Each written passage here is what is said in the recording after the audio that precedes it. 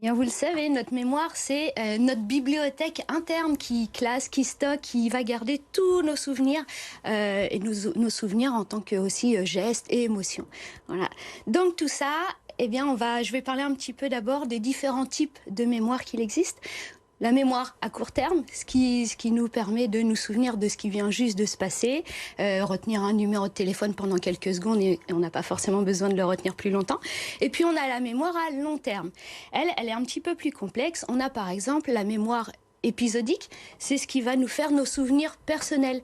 Ce qui fait que, par exemple, moi, je me souviens que la semaine dernière, il neigeait. Bah oui, parce qu'en venant en vélo ici, eh bien, j'étais sous la neige. Voilà. Et puis, on va voir après la mémoire sémantique, celle qui va faire appel à toutes nos perceptions corporelles.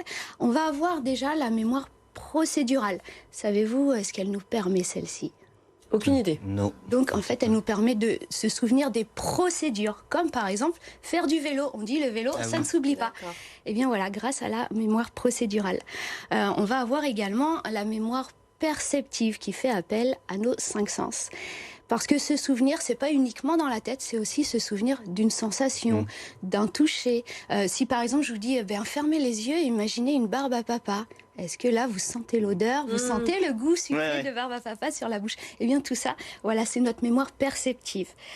Chaque apprentissage va nous permettre de faire des connexions entre nos neurones. Et donc plus on entraîne notre mémoire, plus on va fabriquer de connexions entre nos neurones, faire grossir un petit peu notre hippocampe, c'est la zone de la mémoire. Et donc, on va pouvoir le faire grâce à plusieurs choses.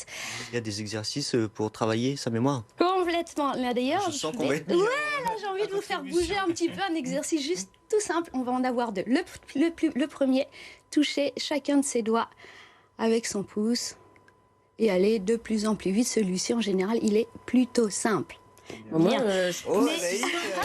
mais pourquoi pas. Et puis on en a un autre qui va pas être si évident que ça à faire. Vous avez un pouce, vous avez un index, vous montrez votre pouce, je vous invite à faire comme moi. Maintenant, il va falloir changer. Ah oui, ça c'est dur. Non mais alors moi... Et ça entraîne la mémoire, ça? Oui, parce qu'en fait, c'est quelle position j'avais, ça va venir faire toucher et votre visuel et le... Voilà. Non, c'est dur. Ah, c'est dur, hein, vous vous entraînerez.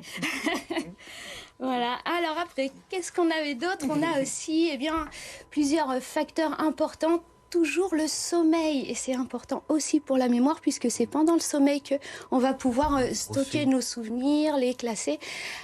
Quand on apprend quelque chose... Ouais, justement, moi quand j'étais plus jeune, je sais que j'aimais bien réviser le soir. Oui, c'est parce que, mais c'est vrai ça ou pas alors? Mais complètement, parce que la nuit, voilà, vous allez remettre les idées en ordre et puis ça va vous permettre d'enregistrer. Vous croyez que je fais comment pour cette chronique? Alors, on va revoir, on a ça, donc bien dormir, revoir, effectivement, quand on a un texte à apprendre, par exemple. Donc, ça va être de le relire plusieurs fois de façon régulière. Ça va être aussi d'en parler à quelqu'un. Le fait d'en parler, je m'entends, je vais retenir cette information. Et puis, il y a aussi, quand c'est un grand texte, essayer de retenir par petits morceaux. On va fragmenter. Et puis aussi, toujours faire appel à nos cinq sens. Ne pas hésiter quand on apprend quelque chose à se situer dans un espace. On peut aussi mettre de la musique. Et tiens, telle musique, ça me rappelle telle et telle chose. On peut aussi associer à quelque chose, une pièce de la maison. Où on se voit dans le studio, ah oui, alors ma petite histoire, le micro, ceci, ça va me raconter ça, l'écran derrière, ça me raconte ça. Voilà. On peut un petit peu... séquencer le texte qu'on a à apprendre en l'associant à des images. En l'occurrence, moi à l'école, je ne sais pas si vous aviez cette technique, les poésies qu'on apprenait, moi je les mettais en musique dans ma tête et en fait le rythme aide à retenir plus facilement en fait. On associe les mots au rythme et... Mais je crois que chacun a ses techniques en fait. Enfin, moi je sais que j'étais plus visuelle aussi, où je faisais des belles fiches et je les photographiais avec... Ça c'est votre côté première de classe. Bon, quand on voit les fiches de Carole, on sait que... C'est que du coup quand vous récitiez la poésie, vous la chantiez ou pas? Mais écoutez, oui. Faites attention à ce que vous allez répondre parce qu'il va vous demander de chanter une poésie. Il chante. Mais Carole, moi je me pose une question qui est certainement... pas utile. Bête, mais ouais, non, je sais pas. Mais est-ce qu'on peut atteindre une limite un peu au niveau de la mémoire? Moi, je sais qu'il y a des moments où je vais être incapable de mémoriser des choses parce que j'ai l'impression que j'ai trop mémorisé. Non, en fait, c'est plutôt parce que vous êtes fatigué. Ouais. Il va falloir vous reposer. Et puis, vous pouvez aussi améliorer votre mémoire grâce à l'alimentation, justement, pour permettre une meilleure connexion entre vos neurones. Il va falloir manger des oméga 3. Les oméga 3, on en parle quasiment toutes les semaines. Le poisson. Exactement. Donc c'est pas une légende que le poisson est bon pour la mémoire, parce qu'on nous dit ça depuis petit. Ah non, c'est vrai, voilà, grâce aux oméga 3 qu'ils contiennent. Je vais manger du saumon tous les soirs.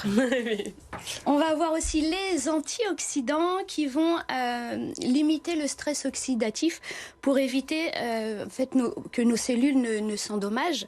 Les antioxydants, on va les trouver plutôt dans les fruits rouges et dans les légumes colorés.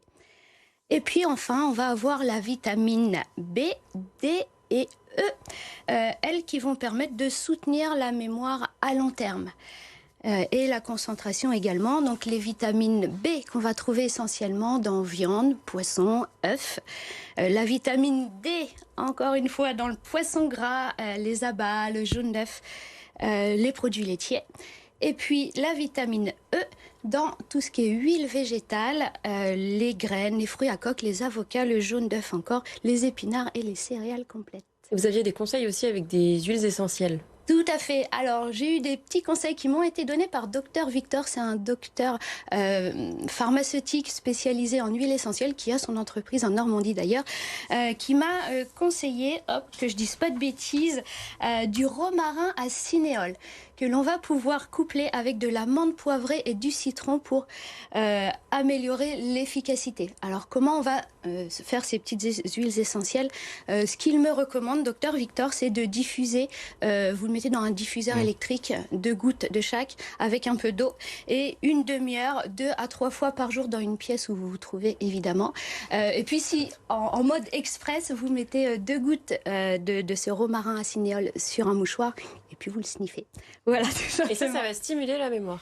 Oui, complètement. Ah, c'est marrant, j'aurais pas parié là-dessus, mais très intéressant, c'est une bonne anecdote.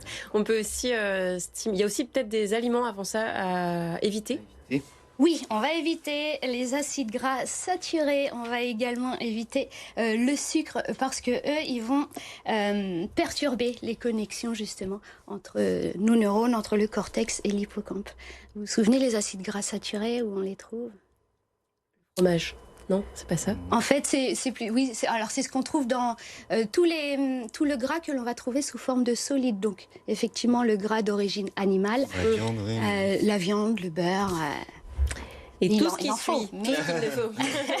Il en faut quand même, hein, bien sûr. Mais attention, avec parcimonie comme toujours. Carole, rapidement aussi, stimuler sa mémoire avec des activités physiques, c'est possible? Grâce au sport, mais oui, complètement. Il y a une étude qui a été menée en 2011 par des chercheurs de l'Université de Colombie-Britannique et qui a mis en évidence justement les bienfaits du sport. On a pris des sujets âgés, on leur a fait faire du sport aérobique pendant 6 mois et on s'est rendu compte que ça avait amélioré leur mémoire spatiale, de retrouver les objets là où ils les avaient rangés, et bien juste grâce au sport.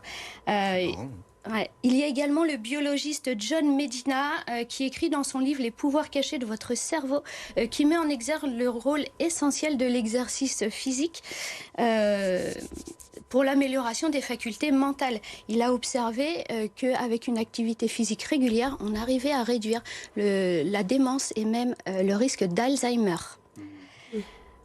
Côté sport, eh bien, il y a aussi des sports qui vont favoriser votre mémoire. Si on fait un sport chorégraphié comme du step, de la zumba, on doit retenir les pas. Mais même simplement une simple marche va suffire, ou même juste du yoga, il n'y a pas besoin de retenir quoi que ce soit.